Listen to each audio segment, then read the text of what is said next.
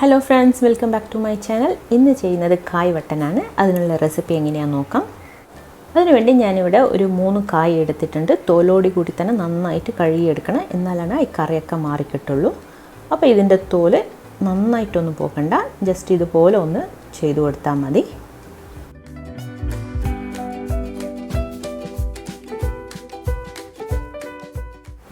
അപ്പോൾ നമ്മുടെ കായിൻ്റെ തോലൊക്കെ പോക്കിയ ശേഷം ഇതുപോലെ വട്ടത്തിൽ മുറിച്ചിട്ട് കൊടുക്കാം. അപ്പോൾ അധികം തിക്കായിട്ടും വേണ്ട, അധികം തിന്നായിട്ടും വേണ്ട. ഇതുപോലെ ഒരു മീഡിയം സൈസിൽ ഇത് മുഴുവൻ നമുക്ക് ചെയ്തെടുക്കാം. അപ്പം ഞാനിതിവിടെ കായ് മുഴുവനും വട്ടത്തിലാക്കി മുറിച്ചിട്ട് വെച്ചിട്ടുണ്ട്. ഇനി ഇത് നന്നായിട്ടൊന്ന് കഴുകിയിട്ടെടുക്കാം.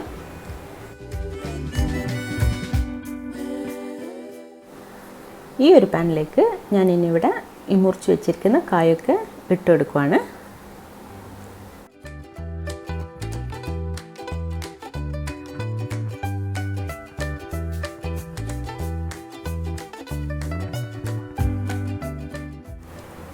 ഇതിലേക്ക് ഒരു 1/4 ഗ്ലാസ് വെള്ളം ചേർത്ത് കൊടുക്കുവാണ്. ഒരുപാട് വെള്ളം കൂടി പോകരുത്, അന്നേരം നമ്മുടെ കായ് നന്നായിട്ട് വെന്ത് ഉടഞ്ഞു പോകും. അതുകൊണ്ട് ഒരു 1/4 ഗ്ലാസ് വെള്ളം മതിയാകും. അഥവാ വേണമെങ്കിൽ ഇനി പിന്നെ ചേർത്ത് കൊടുത്താൽ മതി.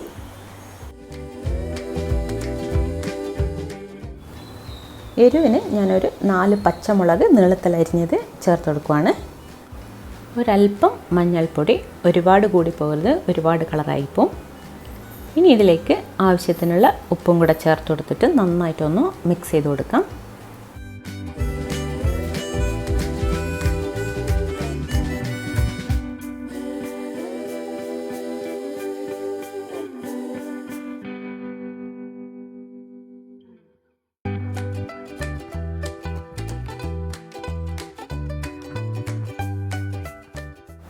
ഇനി ഇതിലേക്ക് ഒരു 5 വെളുത്തുള്ളി അല്ലി എടുത്തിട്ടുണ്ട്.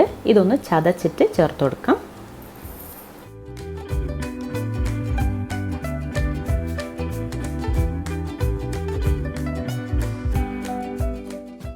ഇനി നന്നായിട്ടൊന്ന് ഇളക്കി കൊടുത്തതിന് ശേഷം ഒരു 5 മിനിറ്റ് ലോ ഫ്ലെയിമിൽ വെച്ചിട്ട് കുക്ക് ചെയ്തെടുക്കാം.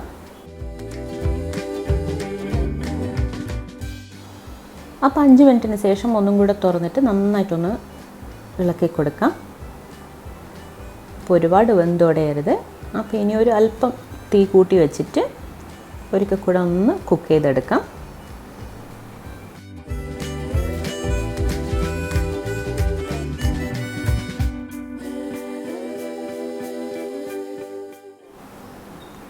അപ്പോൾ നമ്മുടെ കായ്വട്ടൻ്റെ വെള്ളമൊക്കെ നന്നായിട്ട് വറ്റി വന്നിട്ടുണ്ട്. ഒരുപാട് വെന്ത് ഉടഞ്ഞിട്ടില്ല. അപ്പോൾ ഇതുപോലെ വേണം ചെയ്തെടുക്കാൻ.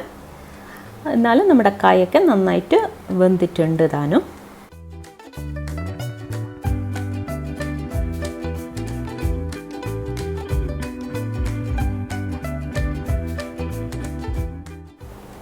ഇനി ഇതിലേക്ക് 1/2 കപ്പ് തേങ്ങ അതും കൂടെ ചേർത്ത് കൊടുക്കുവാണ്. ഇനി നന്നായിട്ട് ഇതൊന്ന് ഇളക്കി കൊടുക്കാം.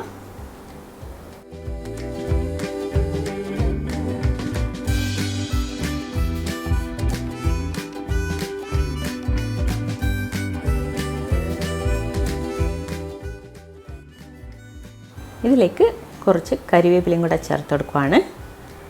അതിനുശേഷം ഒരല്പം വെളിച്ചെണ്ണയും കൂടെ നനച്ചിട്ട് ഒരു 2 മിനിറ്റ് മൂടി വെക്കാം. അതിനുശേഷം സ്റ്റൗ ഓഫ് ചെയ്ത് കൊടുക്കാം.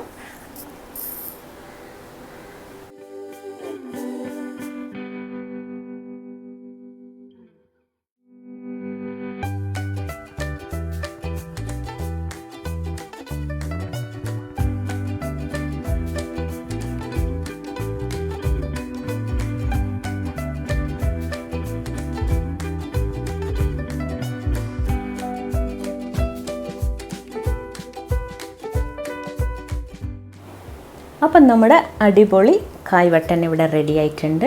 നല്ല ടേസ്റ്റാണ്, വളരെ സിമ്പിളായിട്ട് ചെയ്യാൻ പറ്റുന്നതാണ്. ഞാനിതിവിടെ ഒരു പ്ലേറ്റിലേക്ക് മാറ്റി കൊടുക്കുകയാണ്. അപ്പോൾ ഇത് നമുക്ക് വൈകുന്നേരം 4 മണി പലഹാരമായിട്ടോ അല്ലെങ്കിൽ ചോറിൻ്റെ കൂടെ സൈഡ് ഡിഷായിട്ടോ അല്ലെങ്കിൽ കഞ്ഞിൻ്റെ കൂടെയും കഴിക്കാൻ പറ്റുന്ന ഒരു നല്ലൊരു റെസിപ്പിയാണ്.